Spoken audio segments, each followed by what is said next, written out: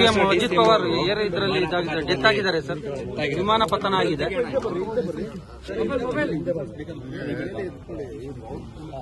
ಬೆಳಿಗ್ಗೆ ಬಹಳ shocking news.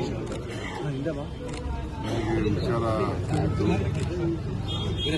ಹಿರಿಯ ನಾಯಕರು ಯಾವುದು ಕೂಡ ಪಾಸಿಟಿವ್ ಆಗಿ ಆಲೋಚನೆ ಮಾಡ್ತಿದ್ರು. ನನಗೆ ಪಾರ್ಟಿ ಬಿಟ್ಟು ತಿರ್ಗಾ ಹೋಗಿ ತಿರ್ಗಾ ವಾಪಸ್ಸು ಅದೆಲ್ಲ ಆದಾಗ ಸ್ವಲ್ಪ ಮನಸ್ಸು ನೋವಾಗಿತ್ತು. ಅವರು ಪೊಲಿಟಿಕಲ್ ಭವಿಷ್ಯದ ಬಗ್ಗೆ ಅವರು ತೀರ್ಮಾನ ಮಾಡಿದ್ದಾರೆ. ಅದು ನಾನು ಅದ್ರ ಬಗ್ಗೆ ಚರ್ಚೆ ಮಾಡಿಕೊಂಡಿಲ್ಲ. ಬಟ್ ಭಾಳ ಪ್ರೋಗ್ರೆಸಿವ್ ಲೀಡರ್ ಅವರು. ಮೊನ್ನೆ ತಾನೇ ಆ ಚೀಫ್ ಮಿನಿಸ್ಟ್ರು ಹೇಳ್ತಾ ಇದ್ರು, ಆಲ್ವೇಸ್ ಎಲ್ಲದಕ್ಕೂ ನಮಗೆ ಸಹಕಾರ ಕೊಟ್ಕೊಂಡು ಕೆಲಸ ಮಾಡಿಕೊಂಡು ಹೋಗ್ತಾ ಇದ್ದಾರೆ ಅಂತ.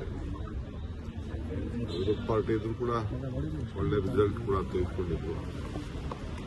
ಇವತ್ತು ಅವರು ಡೆಪ್ಟಿ ಚೀಫ್ ಮಿನಿಸ್ಟರ್. ಸೊ ಇವತ್ತು ಅವರು ನಮ್ಮಿಂದ ದೂರ ಆಗಿದ್ದಾರೆ.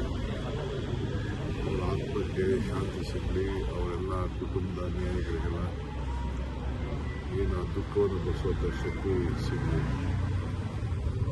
ಜೊತೆಗೆ ಇಲ್ಲೂ ಕೂಡ ಅವ್ರ ಕುಟುಂಬದವರು ನಮ್ಮ ಬೆಂಗಳೂರಿನಲ್ಲೂ ಕೂಡ ನೆಂಟಸ್ಥಾನ ಬೆಳೆಸಿದ್ದಾರೆ. ನಿನ್ನೆ ತಾನೇ ಅವ್ರ ಬೀಗರನ್ನು ಭೇಟಿ ಮಾಡಿದ್ದಾರೆ. ಆ ಥರ ನನಗೆ ಗೊತ್ತಿಲ್ಲ ಆಗ್ತದೆ ಅಂತ. ನಾವೆಲ್ಲ ರಾಜಕಾರಣಿಗಳು ಬಹಳ ಹುಷಾರಾಗಿರ್ಬೇಕು.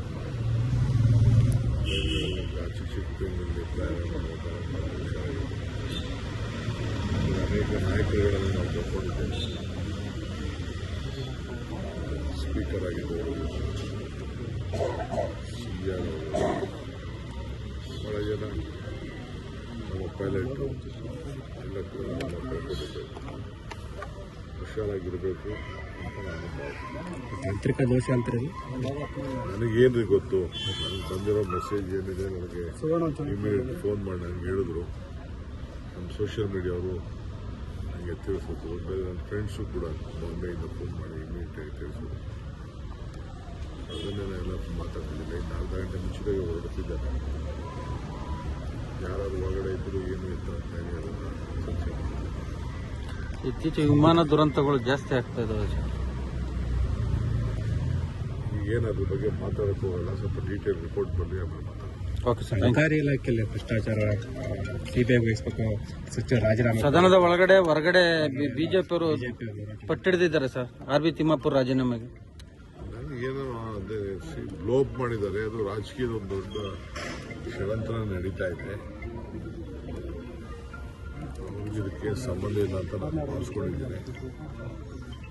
ನೋಡೋಣ, ಡೀಟೇಲ್ ನಾನು ಇನ್ನು ಚೀಫ್ ಮಿನಿಸ್ಟರ್ ಹತ್ರ ಮಾತಾಡಿಲ್ಲ. ಮಧ್ಯಾಹ್ನ ಮಾತಾಡ್ಬಿಟ್ಟು ತಿಳಿಸ್ತೀನಿ. Okay sir.